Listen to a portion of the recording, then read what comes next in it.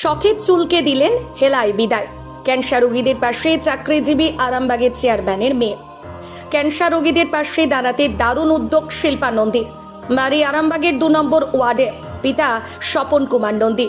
স্বপনবাবু বর্তমানে আরামবাগ সাংগঠনিক জেলা তৃণমূল কংগ্রেসের চেয়ারম্যান। ক্যান্সার রোগীদের কেমোথেরাপি চলাকালীন প্রতিক্রিয়া স্বরূপ অনেকেরই মাথার চুল উঠতে থাকে, তাই একরাশ হতাশা গ্রাস করে তাদের। ক্যান্সার রোগীদের কেমোথেরাপি চলাকালীন প্রতিক্রিয়া স্বরূপ অনেকেরই মাথার চুল উঠে যায়। পুরুষ বা মহিলা সবার ক্ষেত্রেই ঘন কালো কেশ রূপচর্চা সৌন্দর্যের অন্যতম অংশ। সেই চুল হারানোর পর যে কোনো মানুষই স্বাভাবিকভাবে হীনমনতায় ভোগেন, একরাশ হতাশা গ্রাস করে। সেক্ষেত্রেই দান করা চুল দিয়ে পরচুলা বানিয়ে ওইসব রোগীদের দেওয়া হয়। এদিন শিল্পা যত্নে লালিত মাথার চুলের কিছু অংশ দান করে বলেন, এই প্রথম আমি 29 বছর বয়সে এভাবে চুল কাটলাম। আমার এই চুল নিয়ে কারো যদি মুখে হাসি ফোটাতে পারি তা হবে আমার কাছে পরম প্রাপ্তি।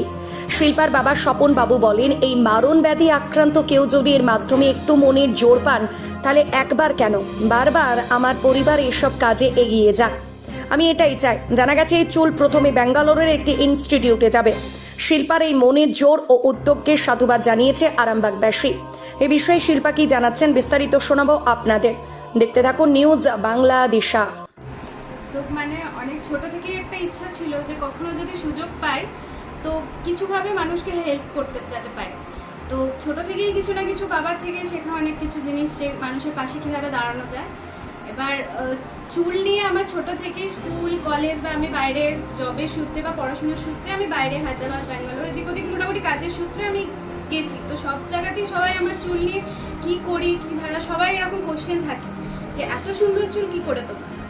তো তারপরেও এরকম বাড়িতে আমার এক মাসিমনে হঠাৎ মানে ক্যান্সার ধরাও পড়ে।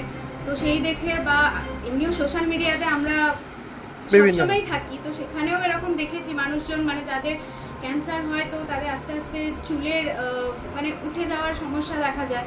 তো তারা তখন ফ্রন্ট লাইনে আসতে নিজেদেরকে মানে গুটিয়ে নেয়, যখন তারা সুস্থও হয়ে যায় কিন্তু তারপরেও তারা নিজেদেরকে গুটিয়ে নেয়, কারণ চুল একটা মেয়েদের একটা মানে আলাদা কেশের বেশ এই কথাটা বলে না, তো সেটার জন্য তারা এগিয়ে আসতে পারে।